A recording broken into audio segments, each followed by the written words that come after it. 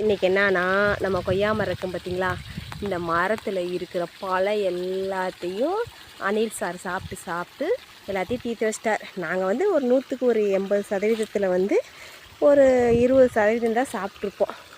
இங்கே பார்த்தீங்களா, ஒன்றே ஒன்று கண்ணே கண்ணு இருந்த பழத்தையும் இங்கேயும் வந்து எப்படி தான் இதை பொறிச்சு வைக்குதுன்னு எனக்கே தெரியல ஃப்ரெண்ட்ஸ். இங்கே பாருங்கள், எனக்கு ஒரே கோவமாகவும் வருது.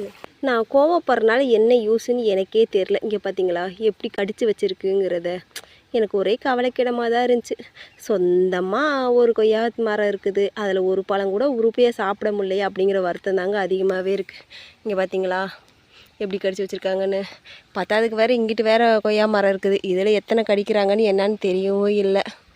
எனக்கு ஒரே கவலைக்கிட என்ன தெரியுமாங்க, நான் எப்போ பார்த்தாலும் இந்த அணி குறித்த பழமே தான் சாப்பிட்ருக்கேன். நான் மட்டும் என்ன இழிச்ச வாய்ச்சியாங்க, நீங்களே சொல்லுங்கள் பார்ப்போம். நல்ல பழம் ஒரு பொழுது நான் பறித்து சாப்பிட்டதே இல்லைங்க. எனக்கு அதுதான் வருத்தமேனு. இங்கே பார்த்தீங்களா, இங்கேயும் மரத்துலேயும் வந்து நிறைய பிஞ்சு காயெல்லாம் வச்சுருக்கு. இதுலேயும் கடிச்சு வச்சுருக்காங்க பாருங்கள். இது தெரியுதுங்களா உங்களுக்கு?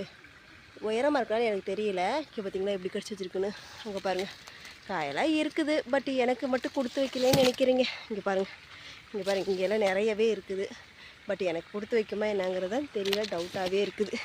அதுவுமே வந்து இது மாதிரி கடிச்சு தான் கிடைக்கும்னு நினைக்கிறேன் ஃப்ரெண்ட்ஸ். சரிங்க ஃப்ரெண்ட்ஸ், என்ன மாதிரி நீங்களும் கொய்யா மரம் வச்சுருக்கவங்கலாம் சொல்லுங்கள், நீ கடிச்சு தான் சாப்பிட்ருக்கீங்களா இல்லை ஃப்ரெஷ்ஷாகவே வந்து பழம் பறித்து முழுசாகவே சாப்பிட்ருக்கீங்களா அப்படிங்கிறத கமெண்டில் சொல்லுங்கள். ஓகே, எங்கள் அணில் கடித்த பழம் உங்களுக்கு பிடிச்சிருந்துச்சுன்னா like and share, support, subscribe பண்ணிக்கோங்க. டாட்டா பை பை, எல்லோரும் ஹாப்பியாக இருங்க. Happy life.